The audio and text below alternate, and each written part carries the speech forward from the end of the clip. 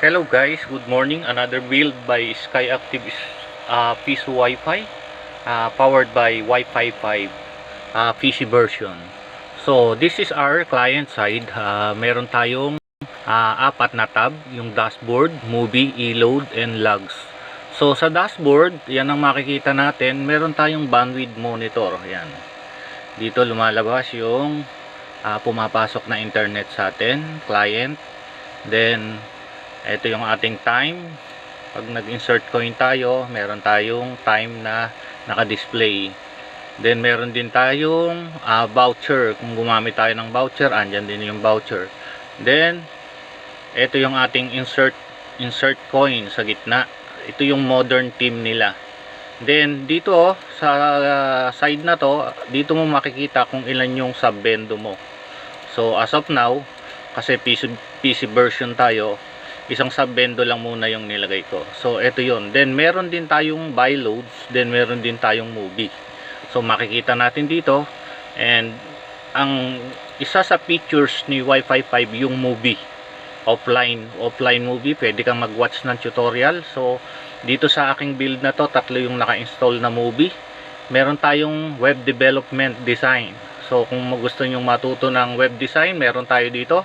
Pwede natin i-watch yan. Tutorial, we're going to be learning some HTML, CSS, and a little bit of JavaScript to create a fully responsive website.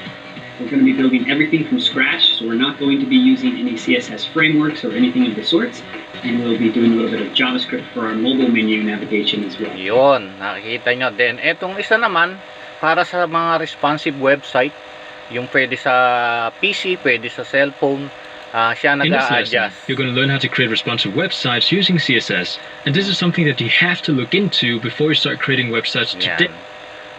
Then meron din tayong movie, ayan, Netflix. Ayan. Kung gusto niyo manood ng series sa Netflix, ayan, Netflix. Pwede tayo diyan. So ito, isa lang yung in-install ko dito, ayan. So Netflix series 'yan. So pwede nating panoorin. So, yun ang maganda dito. Meron kang offline movie. Ayan. Then, meron din tayong e-load, smart, globe, sun, and dito. Then, lahat ng logs natin, ito, lahat ng nag-insert, andito lahat siya. So, makikita mo, mamomonitor mo sa kanya. So, yan yung tinatawag na logs. Ito yung sa client side. Then, sa admin side naman, ito makikita mo, meron tayong one monitor, yung pumapasok din sa atin. Ayan, graphical presentation. Then meron tayong system info. Ano ba yung ginamit natin na system? Ito, HP yung ginamit ko. HP T630. Then ayan, 2 GHz. Then maximum niya, and 9 MHz yung minimum. Quad core siya guys. Then ito yung CPU usage niya. Tingnan nyo, dalawa yung gumagamit na system na CPU sa akin, pero nasa 1 point something, hindi pa siya pumalo ng 2% yung usage niya. Then 4GB RAM tayo. Ayan, meron tayong free na 3.1. Ayan, yung storage natin, ayan, 16GB na SSD. Yan ang maganda dito, kasi ng storage ng mini PC 10 times ang bilis niya sa SD card. So yan ang ating storage. Then ito yung graphical presentation ng CPU usage natin. Tingnan nyo, hindi alaman lang halos yang, hindi man lang siya tumataas. So ganun siya kaganda. Then ito yung mga active users mo. Yan, makikita mo, dalawa yung users ko. Yan, may voucher type na ginagamit. Then isa pa dito, yan yung dashboard nya. Meron, makikita mo rin yung e-load. Then yung media. O, sa media, dito ka mag-a-add ng mga files kung anong movie yung gusto mo. So, ayan. Pwede kang mag-add ng files. Yung storage ko ay 16GB sa movie. So, makikita nyo, tatlo na yung nailagay ko na movie at saka tutorial. Pero may 14GB pa ako na natitira. So, ibig sabihin, kung mga 15 movie, kaya niya pa yan doon sa system nyo. Ayan siya, yan lang muna. Then sa team naman, yung team natin, so ito naka-active yung aking modern one team. Ayan, naka-active yan, show. Ito yung modern nya. Yan yung style ng modern team nya. Then since na yung system natin ay mini PC, Of course, pagka nag-insert coin tayo, ang kailangan natin dito ay yung, ayan, subbendo. So, yung subbendo, ito yan. So, makikita natin sa subbendo, meron tayong rate. Separate yung rate niya. Pwede mong gawin kung ano yung rate na gusto mo. Ayan, individual sa bawat ano mo, subbendo. Yun ang maganda dito. Tapos, pwede mong i-rename kung anong gusto niya. Then, activate. Pagka-activate mo yung second ano mo, second subbendo, then yung pins setting. So ayan, halos default lang din nila yan, madali lang naman sundan. So GPIO yung ano niya, pin niya, hindi D1, D2, D3 ganon. Pero may equivalent yan dun sa mga ano natin, wireless natin. So i-close natin. Dito naman tayo sa hardware side. Ipakikita ko sa inyo. Then i-test natin yung mag-insert money tayo. So mag-insert money tayo dito. Meron akong inihanda dito na 25 pesos. So hulog natin to. Insert coin. Welcome.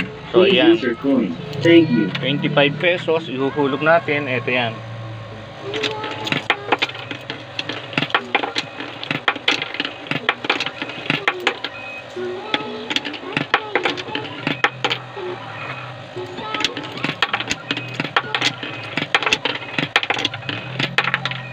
Yan.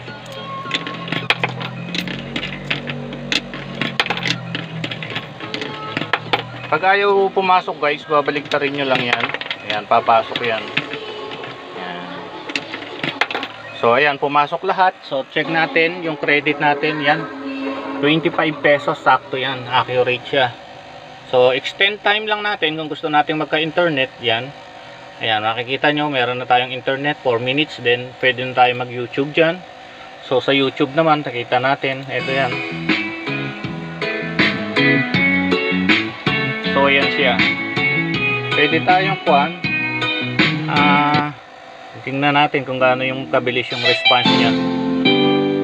Yan.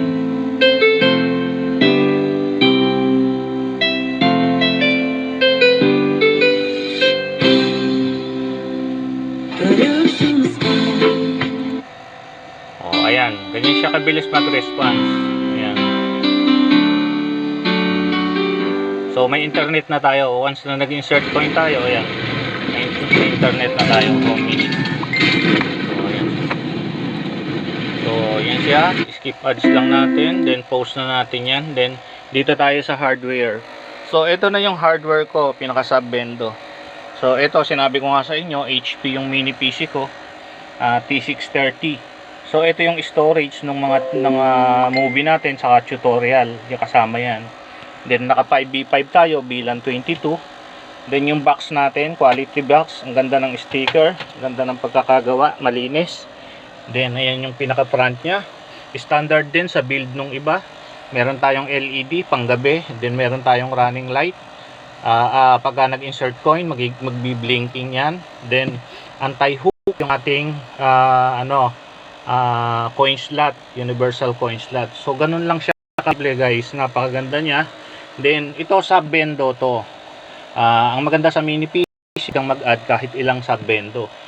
O ganun, mayroon ka lang additional na siyempre expenses dun sa pag-a-activate ng ating mga licenses ng subbendo. Pero napakaganda niya. Different subbendo, different rate.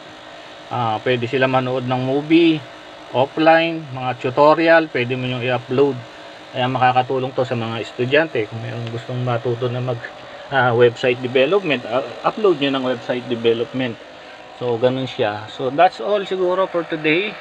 Then mag-PM na lang po kung meron kayong katanungan about this build. Willing ko kayong turuan. That's all. Thank you.